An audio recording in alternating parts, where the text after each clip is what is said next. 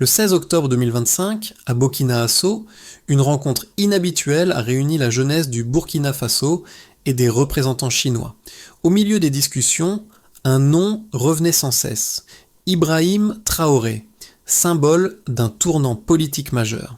Si la démocratie n'a pas produit les résultats attendus, la nouvelle voie qu'il propose peut-elle transformer le destin du pays? Depuis ce jour, tous les regards se tournent vers Ouagadougou. Cette rencontre n'était pas un simple échange culturel entre jeunes burkinabés et délégués chinois. C'était le premier acte d'un projet plus vaste, redéfinir tout un modèle de gouvernance nationale. Depuis la déclaration d'Ibrahim Traoré, la grande question est de savoir si un système africain hybride, fondé sur la discipline militaire, mais enraciné dans les valeurs culturelles locales, peut remplacer la démocratie classique. Si cette expérience réussit, le Burkina Faso deviendra un précédent pour les pays du Sahel, piégés entre instabilité politique et dépendance extérieure.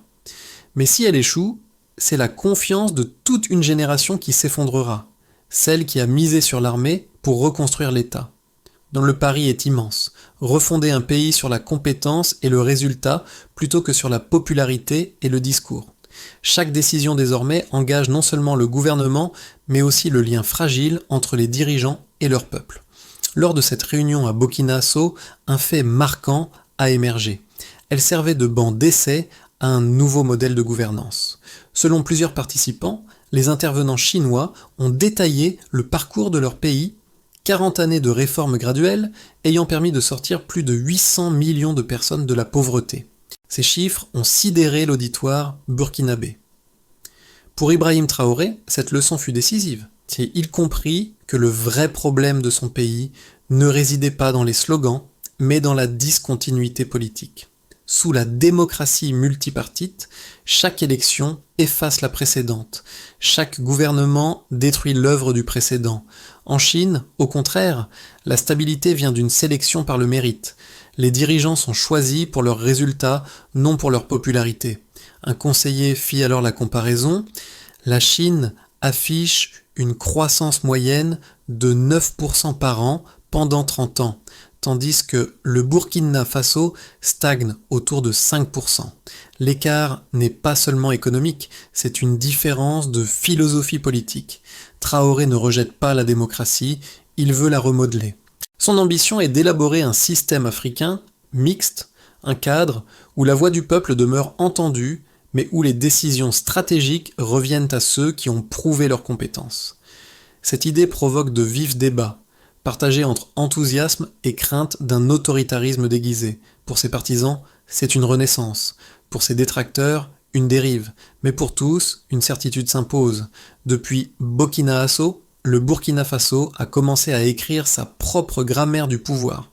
Au milieu des débats, la figure d'Ibrahim Traoré s'est imposée comme le repère d'une génération en quête de sens. Il ne se présente pas comme un chef d'État classique, mais comme un soldat au service d'une idée, refonder la nation sur la discipline et la justice. Une vidéo devenue virale après la réunion de Burkina Faso le montre assis parmi les jeunes, sans protocole ni escorte. Pas de discours écrit, seulement une phrase simple. Si nous voulons un autre avenir, cessons de répéter le passé. Ce ton direct, presque intime, a surpris. Dans les universités, on a repris sa formule comme un mot d'ordre. Changer les méthodes, pas les rêves. Des associations étudiantes, des entrepreneurs, des syndicats se sont emparés du débat sur la gouvernance par résultat. La rhétorique du désenchantement a laissé place à celle de la participation. Là où les jeunes dénonçaient l'immobilisme, ils proposent désormais des solutions locales. Le changement est encore fragile, mais perceptible. Dans les rues de Ouagadougou, les affiches politiques cèdent peu à peu la place à des campagnes citoyennes sur la production locale et la transparence. C'est peut-être peu, mais c'est un signe. Pour la première fois depuis longtemps, les Burkinabés parlent d'avenir à la première personne du pluriel. Nous. Le 16 octobre 2025, le soleil tombait sur Burkina Faso. Sur la grande place, des centaines de jeunes entouraient une longue table couverte d'un tissu blanc. D'un côté, les représentants des organisations de jeunesse du Burkina Faso, de l'autre, une délégation d'experts chinois. Pas de drapeau, pas de slogan, seulement des carnets ouverts et des visages concentrés. Ibrahim Traoré prit la parole en premier, sa voix portait sans effort. Nous avons essayé la démocratie. Où sont les résultats ? Silence, un silence lourd, presque respectueux. Puis un économiste chinois déroula des graphiques. 40 ans de croissance continue, une pauvreté divisée par 10, un réseau d'infrastructures nationales. Les courbes montaient, la salle écoutait. Le contraste avec l'Afrique de l'Ouest était saisissant. Traoré interrompit. Votre modèle fonctionne parce que vous êtes la Chine, mais comment le traduire dans notre langue ? L'expert sourit, en le réécrivant avec vos propres codes. La réunion prit alors une tournure inattendue. Elle ne visait plus à copier, mais à comprendre. Les participants burkinabés divisèrent la salle en petits groupes. Certains analysaient les failles du multipartisme. D'autres cherchaient comment concilier culture traditionnelle et efficacité moderne. Le soir venu, des extraits des discussions circulaient déjà sur les réseaux. Le mot d'ordre, créer un modèle africain de performance et de stabilité. 2 jours plus tard, les notes du séminaire furent envoyées à Ouagadougou. Ibrahim Traoré convoqua un conseil restreint et ordonna la rédaction d'un rapport stratégique. 3 semaines suffirent pour produire un brouillon, le mécanisme national de sélection du leadership. Ce document proposait une phase transitoire de 5 ans, de 2025 à 2030, la gestion du pays serait assurée par un conseil civil et militaire dirigé par Traoré. Sa mission, prouver que ce système fondé sur le mérite pouvait produire des résultats mesurables.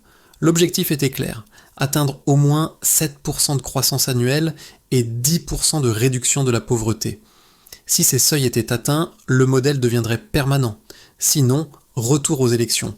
Les médias régionaux parlèrent bientôt de l'expérience politique la plus audacieuse du Sahel depuis une décennie. Et pour la première fois depuis des années, le nom d'Ibrahim Traoré n'était plus seulement associé à un coup d'État, mais à une hypothèse. Et si l'Afrique pouvait inventer sa propre grammaire du pouvoir ? 3 mois après la réunion de Burkina-Faso, le gouvernement de transition publia les premiers résultats économiques issus de la politique expérimentale conduite par Ibrahim Traoré. Les chiffres, rares jusque-là, devinrent le nouvel instrument de légitimité. La croissance du PIB atteignit 7,3% au premier trimestre 2026, un record depuis 15 ans.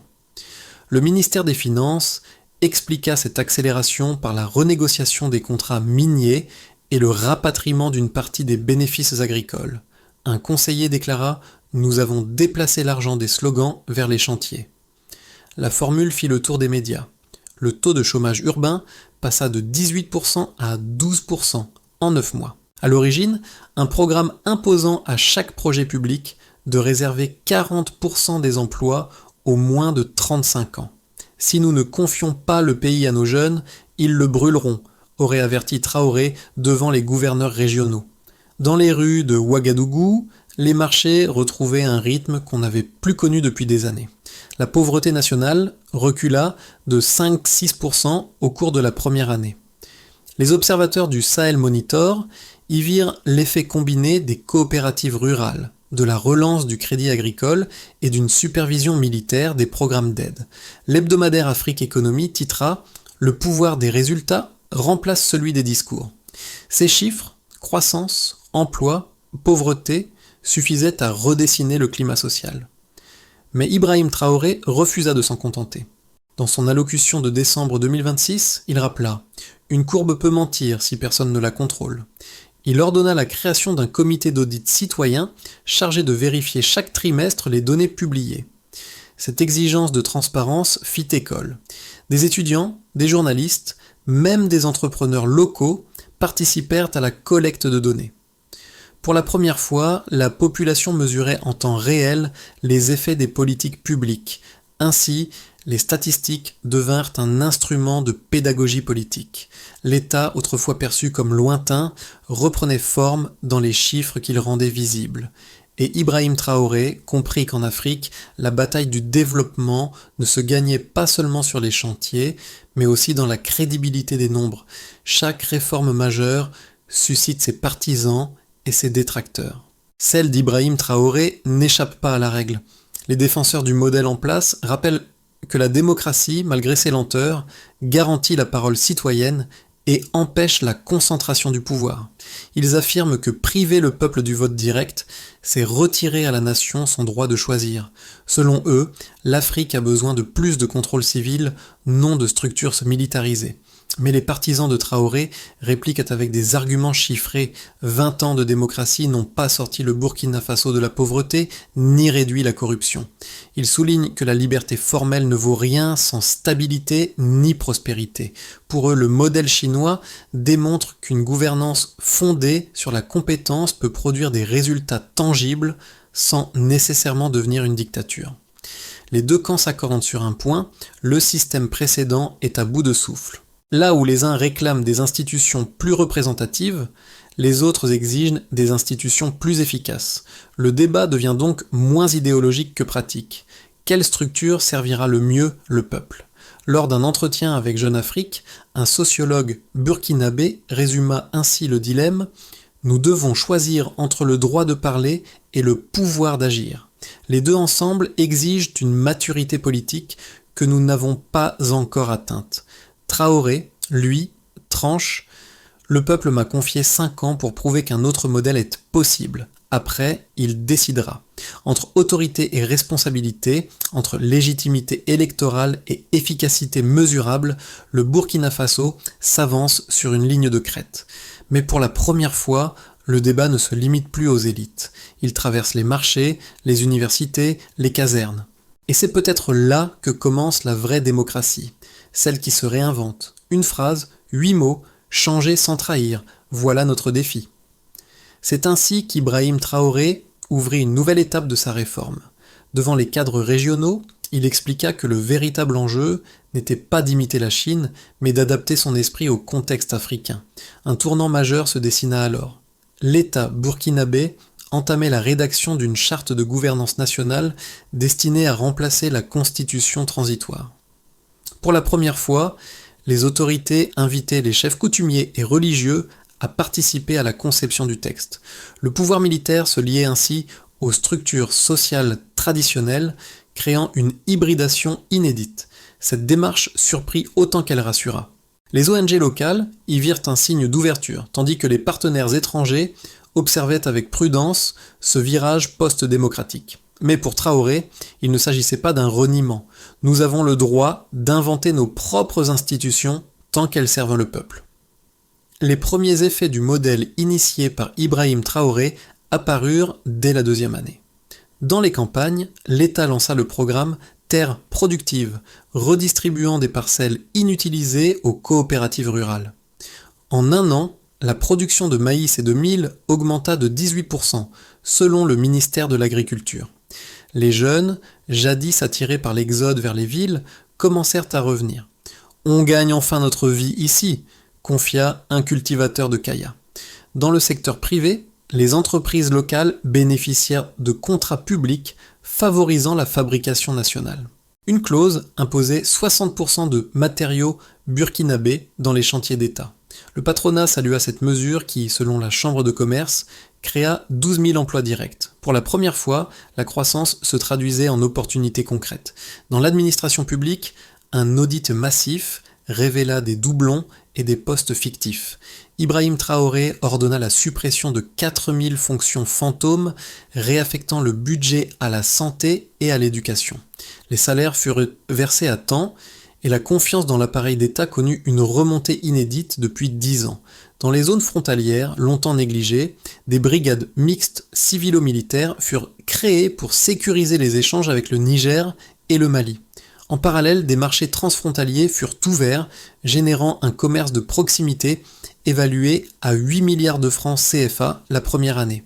Ces résultats concrets consolidèrent la légitimité du nouveau système. Les critiques occidentales dénonçant une dérive autoritaire perdirent de leur écho face à la réalité des chiffres. Dans les rues, les débats se faisaient plus nuancés, peu importe le nom du régime, tant que les routes existent et que le riz baisse, résumait un chauffeur à Ouagadougou.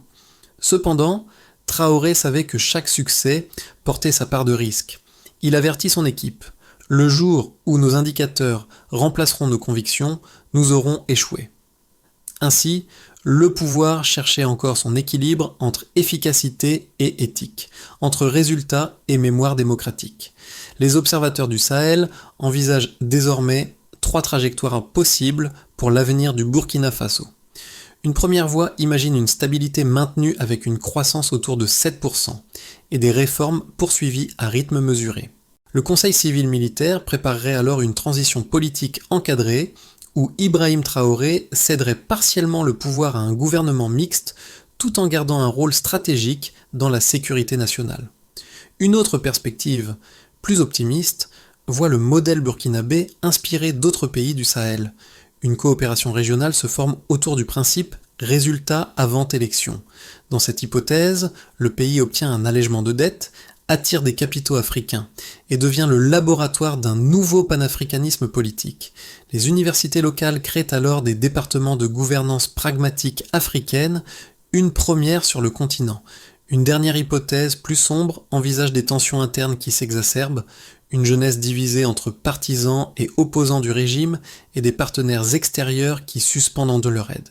Une baisse des prix des matières premières ou un choc sécuritaire pourrait fragiliser l'équilibre économique.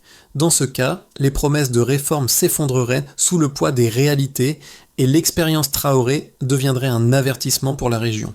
Entre ces 3 chemins, le choix n'appartient pas uniquement au chef de l'État. Il dépendra du degré de discipline collective, de la capacité à préserver le dialogue social et de la lucidité des élites. Traoré le répète souvent, nous devons penser comme des bâtisseurs, pas comme des spectateurs. Au-delà des réformes et des chiffres, l'expérience portée par Ibrahim Traoré commence à transformer le rapport des citoyens au pouvoir. Dans les marchés, les lycées, les radios communautaires, le mot responsabilité s'impose comme un nouveau langage civique. Les mères de famille, longtemps absentes du débat public, s'organisent en comités de quartier pour surveiller la distribution de denrées. Les jeunes, eux, montent des associations locales de formation technique. 3 groupes sociaux incarnent cette mutation. Les artisans urbains, grâce aux programmes publics, réparent les routes, peignent les écoles, restaurent les bâtiments. Ils redécouvrent la fierté du travail utile. Les étudiants, dans les universités, remplacent les mouvements de protestation par des clubs d'analyse politique. On débat moins de partis, plus de projets, les femmes rurales, soutenues par des microcrédits encadrés par les mairies, deviennent les principales bénéficiaires de la relance agricole. Pour la première fois, nous sommes payés pour nourrir notre pays, déclare une agricultrice de Tankodogo. Ces changements, encore fragiles, révèlent un phénomène inattendu, le retour du sentiment d'appartenance. Le patriotisme ne se chante plus, il se compte en action. Comme le répète souvent Traoré, gouverner, c'est faire participer. Le pari social du nouveau système semble réussir là où la politique traditionnelle avait échoué. Reconnecter les institutions et le quotidien. En janvier 2027, Ibrahim Traoré dévoila une feuille de route claire pour mesurer l'action publique. Chaque ministère devra publier un rapport trimestriel chiffré, validé par un comité mixte citoyen-militaire pour supprimer le monopole de l'information politique. Une école nationale du mérite sera créée pour former les futurs dirigeants, ingénieurs, juristes, économistes, sélectionnés sur concours et résultats, non sur affiliation. Le budget de l'armée sera en partie réalloué à la santé et à l'éducation, 2 secteurs jugés stratégiques pour la stabilité à long terme.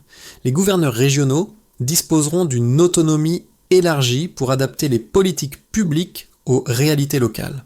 Un observatoire du développement mesurable suivra chaque indicateur clé, production, emploi, sécurité, éducation. Les résultats seront diffusés publiquement chaque semestre. Cette méthode transforme la politique en un tableau de bord collectif.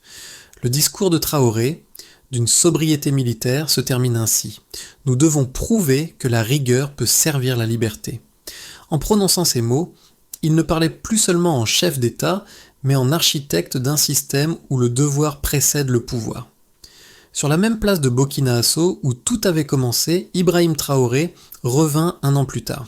Aucun protocole officiel, seulement un micro et la foule. Derrière lui, la table blanche du premier dialogue avait été replacée, symbole du point de départ. Il parla peu. « Ce n'est pas moi qu'il faut applaudir, dit-il, mais l'effort collectif. » Cette phrase résonna comme un écho à celle qu'il avait prononcée la première fois. Si nous voulons un autre avenir, cessons de répéter le passé.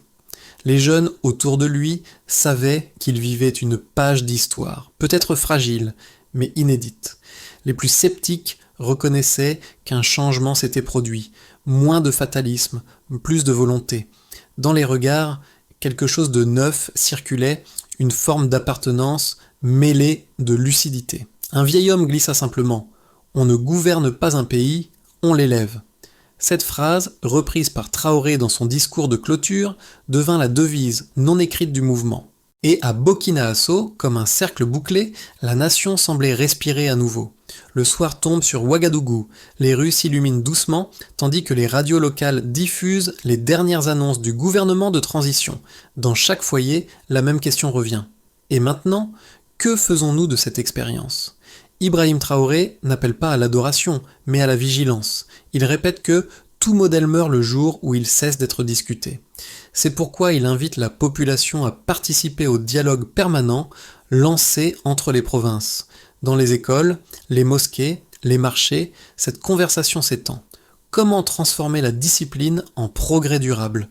Plus qu'un régime, le Burkina Faso expérimente une idée, celle d'un État qui écoute avant d'imposer. Et si cette idée survivait à son fondateur, elle deviendrait alors la première victoire véritable du peuple burkinabé. Alors, que retiendras-tu de cette histoire ? Un homme, un pays ou la possibilité, enfin, d'une gouvernance à notre image ?